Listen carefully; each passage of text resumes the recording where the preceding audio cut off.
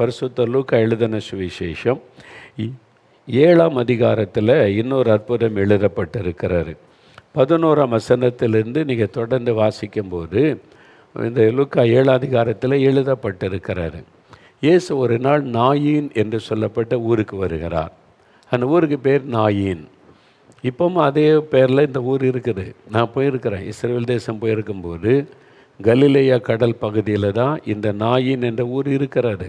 இப்போவும் அதே பேர் தான், இந்த பைபிளில் சொல்லி அதே பேர். 2000 வருஷத்துக்கு முன்னால் இந்த அற்புதம் நடந்த இடம் அங்கே இருக்குது. அதே பேரில் தான் அந்த ஊர் இருக்கிறது, நாயின் என்கிற ஊர். அந்த ஊருக்கு இயேசு போகிறார். அந்த ஊரில் ஒரு விதவை, கணவர் இல்லை. அந்த விதவைக்கு ஒரே ஒரு மகன். அந்த மகன் மரித்து விட்டான். அந்த மகன் என்ன காரணமோ அது சொல்லப்படல, வியாதிப்பட்டிருக்கலாம், அதனால் மரிச்சிட்டான். அந்த ஒரே மகன் மரித்ததுனால இந்த விதவை தாய் ரொம்ப அனாதை போல் ஆக்கப்பட்டுட்டாங்களாம். கணவரும் இல்லை, ஒரே மகனும் மரிச்சிட்டான்.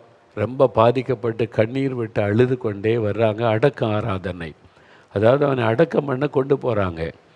ஊர் மக்கள் எல்லாம் திரண்டு அவனை அடக்கம் பண்ணுவதற்கு ஊருக்கு வெளியில் இருக்கிற கல்லறை தோட்டத்துக்கு கொண்டு போகிறாங்க.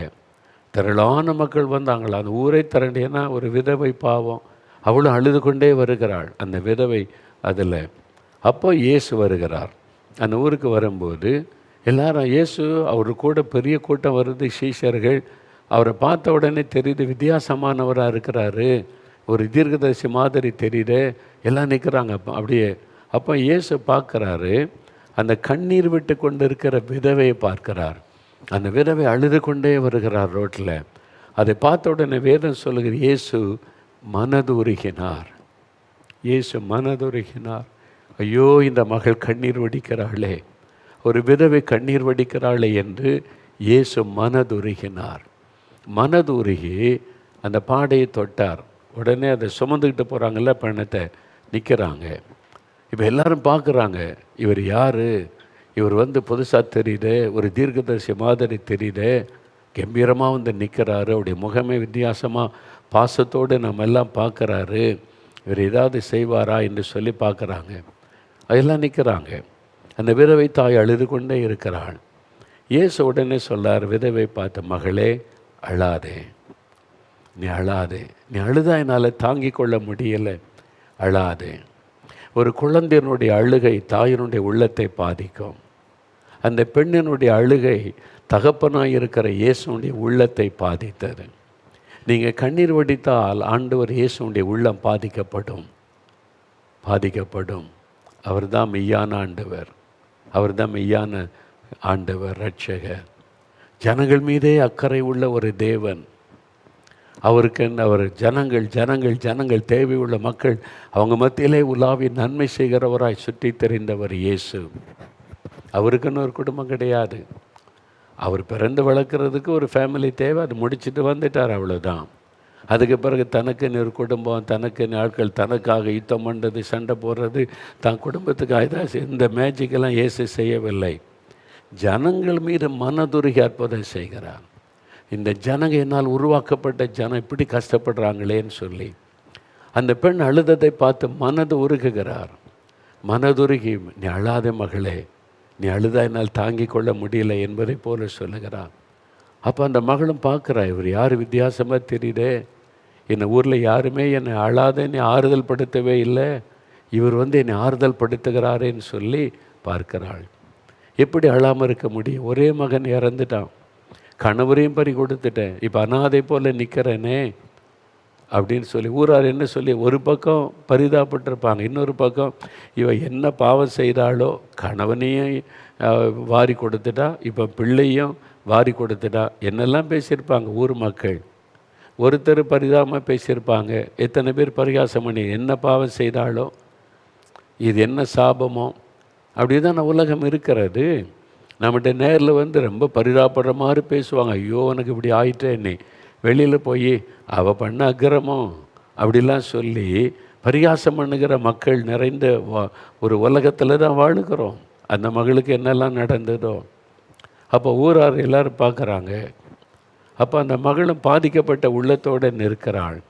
இப்போ இயேசு வெறும் ஆறுதலோடு நின்று விடவில்லை. வேறு ஆறுதல் அவளுடைய வாழ்க்கையில் மாற்றத்தை கொண்டு வராது. இப்போ ஆண்டவர் பார்க்கிறார், அந்த மகன் உயிரோடு எழும்பினால்தான் அவளுக்கு ஆறுதல். அந்த ஆறுதல் நிரந்தரமாக அவருடைய துக்கம் சந்தோஷமாய் மாறும். அதனால் இயேசு மரித்து போன வாலிபனோட பேசுகிறார். ஏன் செத்து போன ஆளோட பேச முடியுமா? சிருஷ்டிகர் பேச முடியும், மனிதனால் பேச முடியாது. அந்த மனிதனை உண்டாக்கின ஆண்டவரால் பேச முடியும். ஆண்டவர் சொல்லுக, வாலிபனை எழுந்திரு என்று உனக்கு சொல்லுகிறேன். அவன் ஒரு வாலிபன். பெண்ணத்தை பார்த்து இயேசு பேசுகிறார். இயேசுடைய வார்த்தையிலே உயிர்ப்பிக்கிற வல்லமை உண்டு. அவருடைய வார்த்தை வல்லமை உள்ளது, அவருடைய செயல்கள் வல்லமை உள்ளது. அவர் தான் கடவுள். இந்த உலகத்தை தம்முடைய வார்த்தையினால் சிருஷ்டித்தார்ன பைபிளில் எழுதப்பட்டு, பூமி உண்டாக கடவுதுன்னா உண்டாகிவிட்டார். நட்சத்திரங்கள் சூரியன் உண்டாக கடவுதுன்னா உண்டாகிவிட்டார். எல்லாவற்றையும் தம்முடைய வார்த்தையினால் அவர் சிருஷ்டித்தார் என்று தான் வேதத்தில் தெளிவாய் பதிவு செய்யப்பட்டு இருக்கிறாரு. அவருடைய வார்த்தையில் அவ்வளோ வல்லமை உண்டு. உயிர்ப்பிக்கிற வல்லமை, சுகமளிக்கிற வல்லமை, விடுதலை கொடுக்கிற வல்லமை, ஆறுதல் அளிக்கிற வல்லமை இயேசுவின் வார்த்தைக்கு உண்டு. அவருடைய வார்த்தை தான் உங்களுக்கு பிரசங்கம் பண்ணுகிறேன். நான் என் தத்துவத்தை பேசலை. இந்த மாதிரி தத்துவம் இருக்குது, இந்த மாதிரி நீங்கள் உங்களை இப்படி பண்ணிக்கொள்ளணும், அப்படி பண்ணிக்கொள்ளணும், இந்த சூழ்நிலை அப்படி பார்க்கக்கூடாது அப்படிலாம் இல்லை. வேத வசனம், தேவனுடைய வார்த்தை, இதைத்தான் உங்களுக்கு நான் அறிவிக்கிறேன். மனுஷனுடைய வார்த்தை கேட்குறதுக்கு நல்லா தெரியும் அந்த நேரம், ஆனால் முழுமையான ஆசீர்வாதத்தை கொண்டு வராது. ஆனால் தேவனுடைய வார்த்தை தான் விடுதலை, சுகத்தை, ஆசீர்வாதத்தை கொண்டு வரும். அப்போ இயேசு ஒரு வார்த்தை சொல்லுகிறார், வாலிபனை எழுந்திரு என்று உனக்கு சொல்லுகிறேன். எல்லோரும் பார்க்குறாங்க, என்ன இது செத்து போன ஆளோட பேசிகிட்டு இருக்கார் இந்த ஆள். செத்து போன வாலிபன் மரித்த கிடக்கு, அவன்கிட்ட பேசுகிறார். அவரால் பேச முடியும். அவனை உருவாக்கினவரே அவர்தான். அவர் சகலத்தை, அண்ட சராசரங்களை சிருஷ்டித்து உருவாக்கி நடத்தி கொண்டு இருக்கிற தேவன். அவரால் பேச முடியும்.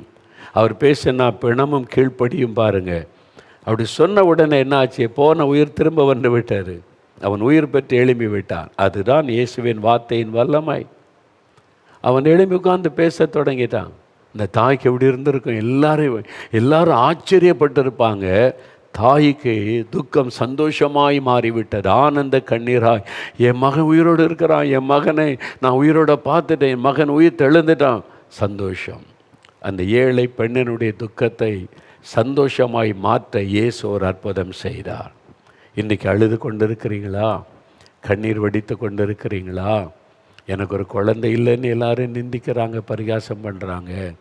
என்ன பாவம் செய்தாலோ, இவங்களுக்கு என்ன சாபமோ, முற்பிறவியில் என்ன பாவம் செய்கிறாங்களோ அப்படின்னு ஒன்று கிடையாது. அதையும் சொல்லிக்கொள்ளுவாங்க. அந்த மாதிரிலாம் சொல்லி நிந்திக்கிற பரிகாசத்துக்கு மத்தியில் இருக்கிறீங்களா? உங்களுடைய கண்ணீர் ஆண்டவர் பார்க்கிறார். உங்களுடைய கண்ணீரின் வேதனை ஆண்டவர் பார்க்கிறார். உங்களுடைய கண்ணீரை துடைப்பார். இன்றைக்கி உங்களுடைய கண்ணீரை பார்க்கிறார். உங்களுடைய நிந்தையை மாற்றுவதற்கு ஒரு அற்புதத்தை இயேசு செய்வார். அதுக்கு தான் ஆண்டவர் இன்றைக்கு இந்த நிகழ்ச்சியில் உங்களோடு பேசுகிறார். உங்களுக்கும் ஒரு குழந்தை செல்வத்தை தருவார். உங்களுடைய நிந்தை மாறும், அவமானம் நீங்கும், வேதனை நீங்கும். நீங்களும் விசுவாசத்தோடு இன்றைக்கி ஜெபிக்கும்போது ஆண்டவர் அற்புதம் செய்வார். இயேசு எப்படிப்பட்டவர்? அற்புதங்களை செய்கிறவர். அவர் எப்படிப்பட்ட அற்புதம் செய்கிறவர்? மனிதனை பாவ சாபத்திலிருந்து விடுதலையாக்கி மகிழ பண்ணுகிறவர். வியாதியின் கட்டிலிருந்து விடுதலையாக்கி சுகம் கொடுத்து மகிழ பண்ணுகிறவர். நிந்தை அவமானத்திலிருந்து விடுதலையாக்கி மகிழ பண்ணுகிறவர். இன்றைக்கு உங்களுக்கு ஒரு அற்புதம் தேவை. அந்த அற்புதம் செய்ய இயேசு ஆயத்தமாக இருக்கிறார். ஆனால் ஒன்று அறிந்து கொள்ளுங்கள், இந்த அற்புதத்தை நமக்கு செய்வதற்காக அவர் சிலுவையிலே தன்னை பலியாய் கொடுத்தார். சிலுவை நமக்கு தெரியல. அந்த மரச்சிலுவையில் இயேசுனுடைய கைகளிலே கால்களிலே ஆணி அடிக்கப்பட்டது. அந்த ஆணி அடிக்கப்பட்டதுனால அந்த இரத்தம் அவருடைய சரீரத்திலிருந்து வடிய ஆரம்பித்தது. அந்த மரச்சிலுவையிலே தொங்கி அவர் மரித்தார். ரோமருடைய ஆட்சி காலத்தில் கொடுக்கப்பட்ட கொடூரமான மரண தண்டனைகளிலே ஒன்று அந்த சிலுவை மரணம். இயேசு குற்றமே செய்யாதவரை அந்த கவர்னர் பதவிக்காக இயேசுவை சிலுவையில் ஒப்பு கொடுத்து விட்டான். அது இயேசுவை தன்னை ஒப்பு கொடுத்தார் மரணத்திற்கு. அவர் சொல்லுகிறார், எனக்கு என் ஜீவனை கொடுக்கும் எனக்கு அதிகாரம் உண்டு, திரும்ப எடுக்கும் அதிகாரம் உண்டு. அவரை யாரும் மனிதர்கள் சிலுவையிலிருந்து கொண்டு விட முடியாது. கடலின் மேலே நடந்தவர், மரித்தோரை எழுப்பினவர். அவர் ஒரு வார்த்தை சொல்லியிருந்தால் எல்லாம் நடுங்கி போயிருப்பாங்க. ஆனால் தன்னை மரணத்துக்கு ஒப்பு கொடுத்தார். என்னை அடிக்கட்டும், என் கையில் ஆணி அடிக்கட்டும், ரத்தம் சிந்தப்படட்டும், நான் சரீரம் நொறுக்கப்படட்டும். எதுக்காக? உங்களுக்காக, எனக்காக. நம்மீது வைத்த அன்பு, நம்முடைய பாவத்தை மன்னிக்க, நம்முடைய சுகம் கொடுக்க, நம்முடைய நிந்தையை மாற்றி அற்புதம் செய்ய தன்னை சிலுவையிலே நொறுக்குவதற்கு ஒப்பு கொடுத்தார், பலியாக ஒப்பு கொடுத்தார். அந்த அன்பு தான் இன்றைக்கும் அற்புதம் செய்ய அவரை தூண்டுகிறது. இப்போ அவங்கள பார்த்து கொண்டே இருக்கிறார், உங்கள் பக்கத்தில் இருக்கிறார். இந்த மகள் கூப்பிட்டால் அற்புதம் செய்யணும், இந்த மகன் கூப்பிட்டால் அற்புதம் செய்யணும்னு சொல்லி இப்போ நம்ம ஜெபிக்க போகிறோம். ஆண்டவருடைய சமூகத்தில் கருத்தாக நம்ம ஜெபிக்க போகிறோம். தாழ்மை உள்ளவருடைய ஜெபத்துக்கு தான் ஆண்டவர் பதில் தருவார். பெருமை உள்ளவர்களுக்கு தேவன் எதிர்த்து நிற்கிறவர். ஒருவேளை சில சொல்லலாம், ஐயா நாங்கள் கிறிஸ்தவங்க இல்லை, எங்களுக்கு முழங்கால் போட்டுலாம் பழக்கம் இல்லைன்னு சொன்னால் பரவாயில்ல, நீ உட்கார்ந்து ஜெபிக்கலாம். ஆனால் நீங்கள் கண்களை மூடி கையை கூப்பியோ கருத்தாக ஜெபிக்கணும், கண்ணை திறக்காமல். ஏன்னா கண்ணை தன்னுடைய வேடிக்கை பார்த்துக்கிட்டு அப்படியே ஜெபிக்கிறேன்னு சொன்னால் உங்களுடைய இருதயம் ஒருமனப்பட்டு இருதயத்திலேருந்து ஜெபம் வந்தால் தான் அந்த ஜெபத்துக்கு பதில் வரும். சும்மா பறக்க பார்த்துக்கிட்டே பேருக்கு ஜெபிச்சிங்கன்னா அற்புதம் நடக்காது. அப்போ கண்களை மூடி இயேசுவை கண் முன்னால் நிறுத்தி, எனக்காக சிலுவையில் ரத்தம் சிந்தி மரித்து உயிர்த்தெழுந்தவர் இயேசுன்னு அதை நினைத்து இயேசுவேன்னு கூப்பிடணும். இயேசு சொன்னார், என் பெயரை சொல்லி நீங்கள் கூப்பிடுகிறவர்களுக்கு நான் அற்புதம் செய்வேன்னு இயேசு யோவான் 14:14 சொல்லி இருக்கிறார். என் பேரை சொல்லி கூப்பிட்டீங்கன்னா நான் உங்களுக்கு அற்புதம் செய்வேன். அதான் இயேசுவேன்னு கூப்பிடணும். இயேசுவே, இயேசு கிறிஸ்துவின் நாமத்தில் நான் கேட்குறேன், ஜெபிக்கிறேன் அப்படி சொல்லணும். சரியா? நல்ல கவனிங்க. முதலாவது, எனக்கு இந்த மதுபானம், போதை வஸ்துகள், இந்த பாவ பழக்கத்திலேருந்து விடுதலை வேணும், நிம்மதி வேணும் அப்படின்னு சொல்கிறவங்க இருதயத்தில் கை வைத்து, இயேசுவே என் உள்ளத்தில் வாங்க, என் பாவத்தை மன்னிங்க, எனக்கு சமாதானம் தாங்க, பாவத்திலேருந்து விடுதலை கொடுங்க அப்படின்னு ஜெபிக்கணும். வியாதி உள்ளவர்கள் வியாதி உள்ள இடத்துல கை வைக்கணும். ஒருவேளை கட்டிகள், கேன்சர், டிபி கட்டிகள் இருந்தால் அந்த இடத்துல கை வைங்க. எந்த சரீர உறுப்பை பாதிக்கப்பட்டிருக்கிறதோ அங்கே கை வைத்து கொள்ளுங்க. அல்லது வியாதிப்பட்டவங்க வீட்டில் இருந்து அவங்க மேலே நீங்கள் கை வைத்து ஜெபம் பண்ணுங்க. அல்லது உங்களுடைய இருதயத்தில் கை வைத்து, இயேசுவே என்னை தொடுங்க, இந்த வியாதியிலேருந்து எனக்கு சுகம் வேணும். குறிப்பாக சொல்லணும், இந்த வியாதியில் கஷ்டப்படுற இந்த ஆஸ்துமாவில் சுகம் கொடுங்க, இந்த ஆர்த்தரைட்டிஸ் சுகம் கொடுங்க, இயேசுவை கிட்னி பாதிக்கப்பட்டிருக்கு அதை சுகமாக்குங்க. குறிப்பாக சொல்லணும். அப்போ தான் கருத்தான ஜெபம். இயேசுவேன்னு சொல்லி நீங்கள் ஜெபிங்க. என் குழந்தைக்கு சுகம் கொடுங்க, என் குழந்தை ஹைப்பர் ஆக்டிவாக இருக்குது, மூளை வளர்ச்சி இல்லைன்றாங்க, ஆண்டவர் அற்புதம் செய்கிறார். அப்படிப்பட்ட குழந்தைகள் குணமாக்கப்பட்டிருக்காங்க, நான் பார்த்துருக்குறேன். அதனால் விசுவாசத்தோடு ஜெபிச்சிங்கன்னா அற்புதம் நடக்கும். வியாதியஸ்தருக்காக ஜெபிங்க. கணவன் மனைவி, குழந்தைக்காக ஜெபிக்கிறவங்க கணவன் மனைவி கை கோர்த்து ஒருமனப்பட்டு ஜெபம் பண்ணுங்க. ஒருவேளை ஒருவர் பக்கத்தில் இல்லைன்னா சகோதரிமார்கள் நீங்கள் உங்களுடைய வயிற்றில் கை வைத்து என்னையும் ஆசீர்வதிங்க, 11 வருஷம் கண்ணீர் வடித்து அவங்களுக்கு அற்புதம் செய்தீங்களே, எனக்கு ஒரு அற்புதம் செய்யுங்கன்னு கேளுங்க. நீங்கள் ஒருவேளை தனியாக தூர இடத்துல கணவன் இருந்தால் உங்களுடைய மனைவியோட இருதயத்தை இணைத்து ஜெபிங்க. அதனால் வீட்டில் உள்ள பெரியவங்க கூட உங்களுடைய மகள், மகன், சந்ததிக்காக ஜெபிக்கணும்னா நீங்கள் ஜெபிங்க. ஆனால் பாரம் எடுத்து ஒரு குடும்பத்தார் உத்தரவாதம் எடுத்து ஜெபிக்கணும். சரியா? இப்போ ஜெபிக்க போகிறோம். சிலர் குடும்பத்தில் பிசாசினால் உண்டான தடை, கர்ப்பத்தின் ஆசீர்வாதத்தை தடுக்கிற ஆவிகள், சர்ப்பத்தின் ஆவிகள், கர்ப்பத்தை அந்த கரு கலைப்பை செய்து கொண்டிருக்கிற ஆவிகள், இந்த மாதிரி ஆவிக்கரியை செய்து நீங்கள் ஜெபிக்கும் போது அந்த ஆவி வெளியேறும். பயந்துடாதங்க. சிலரை கீழே தள்ளிட்டு அதை போயிடும். அவங்க சரிந்து விழுந்தால் உடனே பயப்படாதங்க, கொஞ்ச நேரத்தில் எழும்பிடுவாங்க. பிசாசு அப்படி தான் போகும்போது அலக்கழிச்சிட்டு போவான். அது மாதிரி ஆவிகள் உங்களை விட்டு வெளியேறும். அப்போ அதை வெளியேறின உடனே நீங்கள் அறிந்து கொள்ளலாம் விடுதலை உண்டாகிவிட்டது என்பதாக. அது மாதிரி நடக்கக்கூடும். எல்லாருக்கும் அல்ல, சிலருக்கு. நீங்கள் பயப்பட தேவையில்லை. இயேசுவே இயேசுவேன்னு அந்த பேரை மட்டும் சொல்லுங்கள், மாற்றத்தை பார்ப்பீங்க. இப்போ நம்ம ஜெபிக்கலாமா? நிறைய பாஸ்டர்மார்கள் பார்க்குறீங்க. தயவுசெய்து நீங்கள் ஊழியர்கள் இந்த மக்களுக்காக ஜெபிங்க. இதே மாதிரி ஆயிரக்கணக்கான லட்சக்கணக்கான பேர் ஜெபிக்கிறாங்கல்ல, அவங்களுக்கு அற்புதம் செய்யுங்கன்னு தயவுசெய்து என் கூட சேர்ந்து நீங்களும் ஜெபிக்க உங்களை அன்பாய் கேட்டுக்கொள்கிறேன். இப்போ உலகம் எங்கும் பல தேசத்துலேருந்து ஜெபிக்கிறாங்க. பல லட்சம் பேர் இணைந்து ஜெபிக்கிறோம். அதனால் இப்போ அற்புதம் நடக்க போகிறது. இப்போ ஜெபிக்கலாம். முதல்ல அப்படியே கண்களை மூடுங்க, இருதயத்தில் கை வைங்க. இயேசுவே உமக்கு ஸ்தோத்திரம்.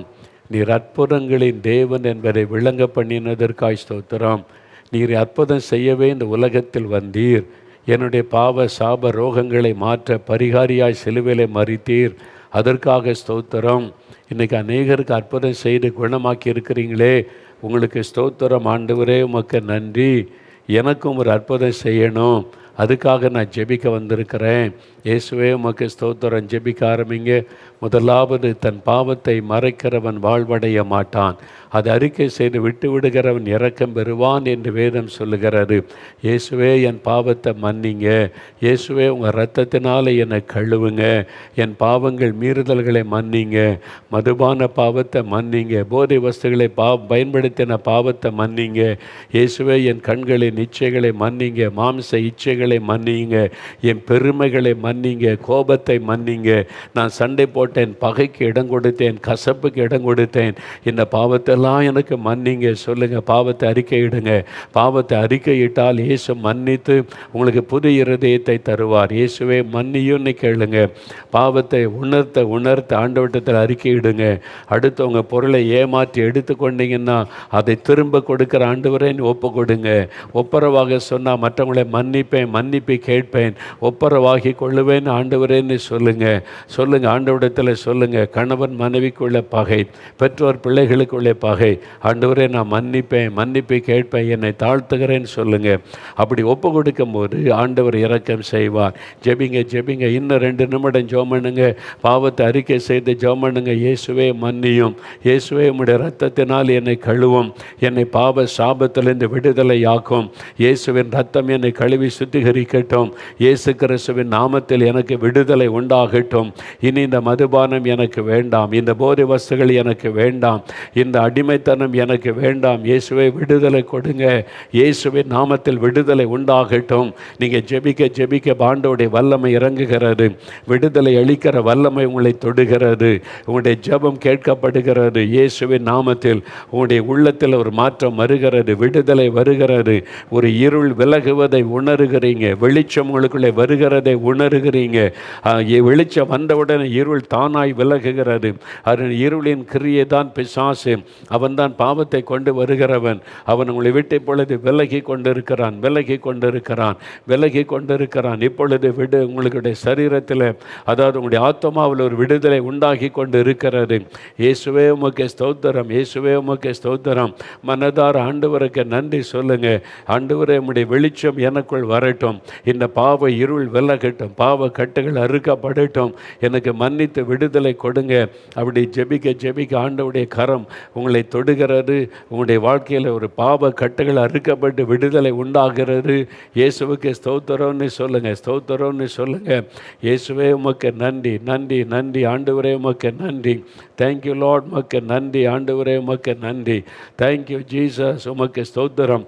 அநேகருடைய உள்ளத்துக்குள் ஆண்டவருடைய வல்லமை இறங்குவதை நான் பார்க்கிறேன். ஆண்டவருடைய கரம் தொடுகிறதை நான் பார்க்கிறேன். ஆண்டவரே உமக்கு நன்றி. இப்போ வியாதியஸ்தருக்காக ஜெபிக்க போகிறோம். வியாதி உள்ள இடத்துல கை வைத்து கொள்ளுங்க. கண்களில் சுகம் வேண்டுமென்றால் கண்களிலே கை வைத்து கொள்ளுங்க. காதில் பிரச்சனை இருந்தால் காதில் விரல் வைத்து கொள்ளுங்க. எங்கே வலி வியாதி இருக்கிறத கை வைங்க. வியாதிப்பட்ட குழந்தைகள், வியாதிப்பட்ட குடும்பத்தார் கை வைங்க. ஆஸ்பத்திரியில் இருந்து ஜெபிக்கிறீங்க மகளே, அவங்க மேலே கை வைங்க. பக்கத்தில் தான் இருக்கிறீங்க, கை வைங்க மகளே. இயேசுவின் நாமத்தில் சுகம் உண்டாகட்டுன்னு சொல்லுங்க. மரணக்கட்டுகள் மாறுகிறது. இயேசுவின் நாமத்தில் மரண ஆவி விலகுகிறது. ஆவியானவர் சொல்லுகிறார், இன்றைக்கு நிறைய குடும்பத்தில் இருக்கிற மரண கட்டுகளை கொண்டு வந்த மரண ஆவி விலகுகிறது. மரண படுக்கைகள் மாறுகிறது. வல்லமை வீட்டுக்குள் இறங்கி கொண்டு இருக்கிறது. இயேசுவே தொடும். இயேசுவே விடுதலை தாரும். செபிங்க. இயேசுடைய பெயரை சொல்லுங்க. இயேசுவின் ரத்தம் ஜெயம். இயேசுவின் நாமத்தில் விடுதலை. அப்படி சொல்ல மரண கட்டுகள் அறுக்கப்படுகிறது. வியாதி படுக்கைகள் மாறுகிறது. இயேசுவின் நாமத்தில் ஆஸ்பத்திரியில் மரண மரண கட்டுகள் மாறுகிறது இயேசுவின் நாமத்தில். விடுதலை, பொல்லாத மரண ஆவியை நான் கடிந்து கொள்கிறேன் இயேசுவின் நாமத்தினாலே. இவர்களை விட்டு விலகி பொல்லாத ஆவி என்று கடிந்து கொள்கிறேன். இயேசுடைய இரத்தத்தின் வல்லமை அவர்கள் மேலே தெளிக்கப்படட்டும். இப்பொழுது விடுதலை, விடுதலை இயேசுவின் நாமத்தின் விடுதலைக்காக ஸ்தோத்திரம். இப்பொழுது அப்படியே ஸ்தோத்திரம் பண்ணுங்க. இயேசுவே ஸ்தோத்திரம் சொல்லுங்க. இயேசுவே உமக்கு ஸ்தோத்திரம். நல்ல வாய் திறந்து ஆண்டவரை துதிங்க. இயேசுவே உமக்கு நன்றி. விடுதலைக்காய், சுகத்திற்காய் நன்றி. இப்போ ஆண்டவருடைய பலத்த வல்லமை உங்கள் வீட்டுக்குள்ளே இறங்க போகிறாரு. அது பலத்த ஒரு வல்லமை. அது இறங்கும் பொழுது அசுத்த ஆவிகள், பில்லி சூனிய கட்டுகள், மந்திர வல்லமைகள் எல்லாம் அழிக்கப்பட போகிறாரு. அதற்கான நேரம் இது. இப்போ அசுத்த ஆவிகள் அலறிக்கொண்டு வெளியேறும் இயேசுவின் நாமத்தில். கற்பத்தின் ஆசீர்வாதத்தை தடை பண்ணுகிற ஆவிகள் வெல்லகட்டும் இயேசுவின் நாமத்தினாலே. பொல்லாத ஆவிகளை கடிந்து கொள்கிறேன். எல்லா மந்திர பில்லி சூனியத்தின் ஆவிகள் இயேசுவின் நாமத்தில் அழிக்கப்பட்டு போவதாக. உம்முடைய இரத்தத்தை இந்த வீட்டுக்குள்ளே தெளித்து நான் செபிக்கிறேன். பொல்லாத ஆவிகள் வெல்லகட்டும். பொல்லாத சத்துருவின் தந்திரங்கள் அழியட்டும். பில்லி சூனியத்தின் கிரியைகள் அழியட்டும். மந்திர வல்லமைகள் இயேசுவின் நாமத்தில் அழியட்டும். ஒவ்வொரு குடும்பங்களும் விடுதலை அடையட்டும். பயத்தை கொண்டு வருகிற ஆவிகள் வெல்லகட்டும் இயேசுவின் நாமத்தில். தூக்கத்தை கெடுக்கிற ஆவிகள் வெல்லகட்டும் இயேசுவின் நாமத்தில். பயப்படுத்துகிற சொப்பனங்களை கொண்டு வருகிற சர்ப்பத்தின் ஆவிகள், பொல்லாத அந்த பாம்பின் ஆவிகளை கடிந்து கொள்கிற இயேசுவின் நாமத்தினாலே வெளியேறி போய் இயேசுவின் நாமத்தில் என்று கடிந்து கொள்கிறேன். இப்பொழுது ஆண்டவருடைய வெளிச்சம் அந்த வீட்டுக்குள்ளே வருவதாக. அசுத்த ஆவிகள் எல்லாம் வெல்லகட்டும். ஆண்டவருடைய ஆசீர்வாதத்தை தடை பண்ணுகிற ஆவிகள் வெல்லகட்டும். குடும்பத்தை பாழாக்குகிற பிசாசின் கிரியைகள் எல்லாம் அழிக்கப்படட்டும். மந்திரவாத கிரியைகள், பில்லி சூனியங்கள் எல்லாம் தகடுகள் எரியட்டும் இயேசுவின் நாமத்தில். குடும்பங்கள் விடுதலை அடையட்டும். ஒவ்வொரு குடும்பமும் விடுதலை அடையட்டும். சுகம் உண்டாகட்டும் இயேசுவின் நாமத்தில். தடைகள் மாறட்டும். அற்புதங்களை செய்வீராக. ஆண்டவரே, பிள்ளைகளுடைய தொழிலை ஆசீர்வதியும். நஷ்டப்பட்ட வியாபாரத்தை ஆசீர்வதித்து மறுபடியும் பெருக பண்ணும். ஆண்டவரே, நீர் வழிகளை உண்டாக்கி தாரும். படிக்கிற பிள்ளைகளுக்கு ஞானத்தை அருளி எழுத போகிற எக்ஸாம்பிள் எல்லாம் வெற்றியை தாரும். அவளுக்கு ஜெயம் கொடுத்து ஆசீர்வதித்த உயர்த்துவீராக. ஆண்டவருடைய கரம் தொடுகிறதற்காய் நன்றி. வழக்குகள், வீணான வழக்குகளிலே சிக்கி தவிக்கிற பிள்ளைகளுக்கு அதிலிருந்து ஒரு விடுதலை கொடுப்பீராக. விடுதலை கொடுப்பீராக. பொல்லாத மனிதர்களால் வரக்கூடிய உபத்திரவத்தில் இந்த விடுதலை கொடுப்பீராக. அந்த இக்கட்டில் இந்த விடுதலையாக்கி ஆசீர்வதியும். வர வேண்டிய ப்ரமோஷன் அவளுக்கு கிடைக்கும்படி செய்யும். அந்த ப்ரமோஷனை தடுக்கிற ஆவிகளை, பொல்லாத மனிதர்களை கடிந்து கொள்ளுகிறேன். கர்த்தர் ப்ரமோஷனை கொடுத்து ஆசீர்வதியும். என்ன நன்மை கேட்குறாங்களோ அருளை செய்ய. பிள்ளைகளுடைய திருமண காரியத்தை வாய்க்க பண்ணும். பிள்ளைகளுக்கு கற்பத்தின் ஆசீர்வாதத்தை வாய்க்க பண்ணி ஆசீர்வதியும். வீடு கட்டுகிற காரியத்தை வாய்க்க பண்ணி ஆசீர்வதியும். ஆண்டவரே, குடும்பத்துக்குள்ளே சமாதானம். கணவன், மனைவி, பெற்றோர், பிள்ளைகளுக்குள்ளே சமாதானம் உண்டாகட்டும். சமாதானத்தை கெடுக்கிற ஆவிகளை நான் கடிந்து கொள்கிறேன் இயேசுவின் நாமத்தில். மெய்யான சமாதானம் உண்டாகட்டும். ஆட்கொள்ளும். ஒவ்வொரு குடும்பங்களையும் ஆட்கொண்டு ஆசீர்வதியும். தகப்பனே, அவர்கள் கேட்காத ஆசீர்வாதத்தை நீர் அருளி செய்து அருளும். ஒவ்வொருவரையும் தொட்டீர், ஆசீர்வதித்தீர். நன்றி. எல்லா வலதுகரம் உயர்த்துங்க, வலதுகரம் உயர்த்துங்க. இயேசுவே ஸ்தோத்திரம் சொல்லுங்கள். இயேசுவே, எங்களுடைய ஜெபத்தை கேட்டதற்காய் ஸ்தோத்திரம். அற்புதம் செய்து விட்டதற்காய் ஸ்தோத்திரம். விடுதலை தந்து விட்டதற்காய் ஸ்தோத்திரம். சுகம் தந்து விட்டதற்காய் ஸ்தோத்திரம். சொல்லுங்கள், சொல்லுங்கள், வாய் திறந்து சொல்லுங்கள். ஆண்டவரே ஸ்தோத்திரம். இயேசுவே உமக்கு ஸ்தோத்திரம், ஸ்தோத்திரம், ஸ்தோத்திரம். நாங்கள் பெற்றுக்கொண்டோம் என்று விசுவாசிக்கிறோம். அற்புதங்களை பெற்றுக்கொண்டோம். அற்புதங்களை காண போகிறோம். ஸ்தோத்திரம் பண்ணுங்க. இயேசுவுக்கு நன்றி. ஆமேன், ஆமேன். ஆண்டவர் உங்களுக்கு பலத்த அற்புதங்களை செய்திருக்கிறார். என் ஆவியில் என்னால் தெளிவாய் உணர முடிகிறது. இது ஒரு அற்புதத்தின் நாள். உங்களுக்கு அற்புதம் நடந்து விட்டார். இப்போ நீங்கள் பெற்றுக்கொண்டோன்னு விசுவாசிக்கணும். இயேசு என் ஜெபத்தை கேட்டார், எனக்கு அற்புதம் செய்து விட்டார். இப்போவே சிலர் அந்த விடுதலை சுகத்தை உணர்கிறீங்க. எலும்பி நடக்கிறீங்க. உங்களுடைய சரீரத்தில் அந்த வியாதி மறைந்து விட்டதை உங்களால் உணர முடியுது. சிலர் விட்டு அசுத்தாவிகள் வெளியேறி போனது. சிலர் உங்களுக்குள்ள ஒரு வெளிச்சம் வந்தபோது இருள் விலகினதை உணர முடிந்தது. சிலர் ஒரு கரம் உங்களை தொட்டதை உணர முடிந்தது. உங்களால் ஒரு எக்ஸ்பீரியன்ஸ் உங்களுக்கு கிடைத்திருக்கிறார். இப்போ ஒரு விடுதலை சுகம், சமாதானம். பாவத்தில் இந்த விடுதலை பெற்ற ஒரு மெய்யான சமாதானம் நிறைய பேருக்கு கிடைத்திருக்கிறது. ஆண்டவரை துதிங்க. எப்போ இன்றையிலேருந்து ஒரு மாற்றம் உங்கள் வீட்டுக்குள்ளே உண்டாவதையும் நீங்கள் பார்ப்பீங்க. இதை நீங்கள் காத்து கொள்ளணும். ஆண்டவர் கொடுத்த சுகம், அந்த விடுதலை, ஆசீர்வாதத்தை காத்து கொள்ளணும். நீங்கள் காத்து கொள்ளாமல் தொடர்ந்து பாவத்திற்கு இப்போ நீங்கள் போனால் அதிக கேடானது சம்பவிக்கும் அப்படின்னு இயேசு எச்சரித்திருக்கிறார். யோவான் 5ஆம் அதிகாரத்தில் 38 வருஷம் வியாதி கொண்ட ஒரு மனிதன் இயேசு சுகமாக்கிட்டார். சுகமாக்கின பிறகு தேவாலயத்தில் அவனை பார்த்தார். அப்போ இயேசு சொன்னார், இதோ நான் அவனை சுகமாக்கிட்டேன், இனி பாவம் செய்யாத, அதிக கேடானது உனக்கு வந்துவிடும் என்று எச்சரிக்கிறார். அப்போ ஆண்டவரிடத்திலிருந்து விடுதலை சுகத்தை பெற்ற பிறகு மறுபடியும் பாவத்துக்குள்ளே போகக்கூடாது. ஆண்டவர் இயேசுவை பின்பற்றணும்.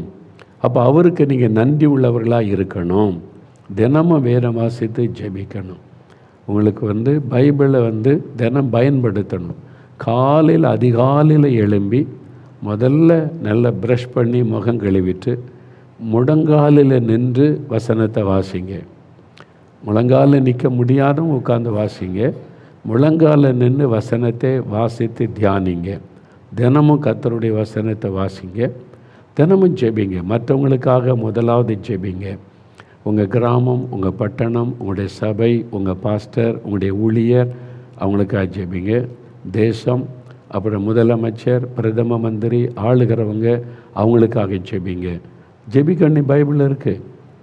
1 தீமோத்தேயு 2ஆம் அதிகாரத்தில் எல்லா மனுஷருக்காக ஜெபிங்கன்னு சொல்லிட்டு நம்ம பக்தியோடும் நல் ஒழுக்கத்தோடும் கலகம் இல்லாமல் அமைதியுள்ள வாழ்க்கை வாழும்படி தேசத்தை ஆளுகிற அதிகாரத்தில் உள்ளவங்க, ராஜாக்கள், அதிகாரிகள், கவர்மெண்ட் அதிகாரிகள், அரசாங்க அதிகாரிகள் இருக்காங்கல்ல, அவங்களுக்காகலாம் ஒவ்வொரு துறைக்கும் அதிகாரி. அதான் சொன்னால் நாங்கள் இந்த தேர்தலுக்கு அதிகாரி இருக்காங்க, தேர்தலை நடத்துகிற தேர்தல் ஆணைய அதிகாரிகள், அவங்களுக்காக ஜெபிக்கணும். அது மாதிரி ஒவ்வொன்றுக்கும் அதிகாரி இருக்காங்க. ஒவ்வொரு மாவட்டத்துக்கு கலெக்டர் இருக்கிறாங்க, அப்புறம் தாசில்தார் இருக்கிறாங்க, எஸ்பி இருக்கிறாங்க. ஒவ்வொரு துறைக்கும் அதிகாரி. எல்லாத்துக்காக நம்ம ஜெபிக்கணும்னு பைபிளில் இருக்குது. நம்ம ஜெபிச்சா அவங்களெல்லாம் கர்த்தர் பயன்படுத்துவார். நம்ம ஜெபிக்காவிட்டால் சாத்தான் தன்னுடைய திட்டத்துக்கு பயன்படுத்தி விடுவான். பாதிக்கப்படுவது நம்ம தான். அதுக்கு தான் ஆண்டவர் ஜெபிக்க சொல்லுகிறார். அதுக்கும் நீங்கள் ஜெபம் பண்ணணும். கருத்தாக கட்டாயமாக நீங்கள் ஜெபிக்கணும், மறந்துடாதங்க. அப்படி தினமும் ஜெபம் பண்ணுங்க. பக்கத்தில் இருக்கிற உங்களுடைய சர்ச்சுக்கு ஞாயிற்றுக்கிழமை தவறாமல் சர்ச்சுக்கு போகணும். ரொம்ப முக்கியம். கர்த்தர் உங்களை ஆசீர்வதிப்பாராக. மறுபடியும் நாம் சந்திக்கும் வரை கர்த்தருடைய கரம் உங்களோடு இருந்து தாங்கி நடத்துவதாக. ஆமேன், ஆமேன்.